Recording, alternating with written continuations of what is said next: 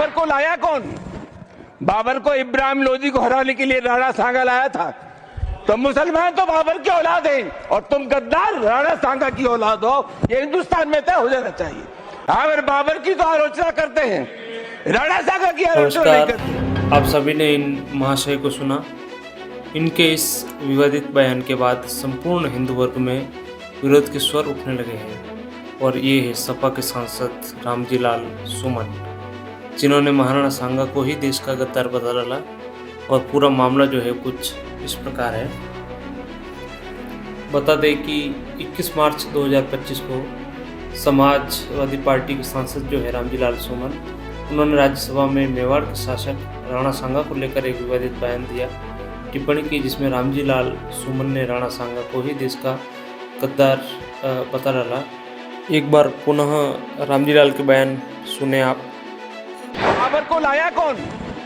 बाबर को इब्राहिम लोदी को हराने के लिए राणा सांगा लाया था। तो मुसलमान तो बाबर की औलाद हैं और तुम गद्दार राणा सांगा की औलाद हो, ये हिंदुस्तान में तय हो जाना चाहिए। विभिन्न हिंदू संगठन भी इस बात को लेकर पुरजोर विरोध कर रहे हैं और इस बात को लेकर महाराणा सांगा के जो वंशज है विश्वराज सिंह मेवाड़, उन्होंने भी अपनी बात कुछ इस प्रकार रखी। मैंने वो क्लिप तो देखी है जहाँ पे राज्यसभा में भाषण हुआ था और जो उन्होंने कहा वो सरासर गलत बात है। और जो कहा है, जिनके बारे में कह रहे थे, उनको मेरे ख्याल से कोई अंदाज़ नहीं है। और जिस जगह में वो बात कह रहे हैं यह भी उनको अंदाज़ नहीं है, क्योंकि जिस तरह के शब्द इस्तेमाल किए गए हैं, क्या राज्यसभा, जिसे हम हाउस ऑफ एल्डर्स कहते हैं, क्या राज्यसभा में इसी स्तर के भाषण चलेंगे? और क्या इसीलिए राज्यसभा है? और जो उन्होंने कहा था महाराणा सांगा के बारे में, वो तो सरासर गलत ही है।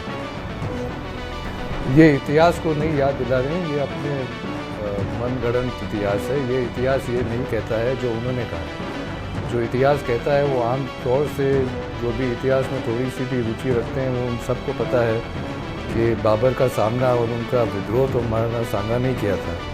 और उस समय जो मेवाड़ सबसे भारत में सबसे शक्तिशाली एक पावर थी यहाँ पे, और मेवाड़ के बाबर के सामने लड़े तो महाराणा सांगा ही। तो जो उन्होंने कहा था वो सरासर गलत है और महाराणा सांगा ने एक बार पहले बाबर को हराया भी। इतिहासकारों के अनुसार महाराणा सांगा उस वक्त के सबसे खूंखार योद्धा माने जाते थे और राणा सांगा के शरीर पर 80 से भी अधिक घाव थे और राणा सांगा को अपराजय योद्धा भी माना जाता है, और जिन्हें अंत में उनके अपने ही जो सामंत सरदार थे उनके द्वारा धोखे से जहर देकर मार दिया गया।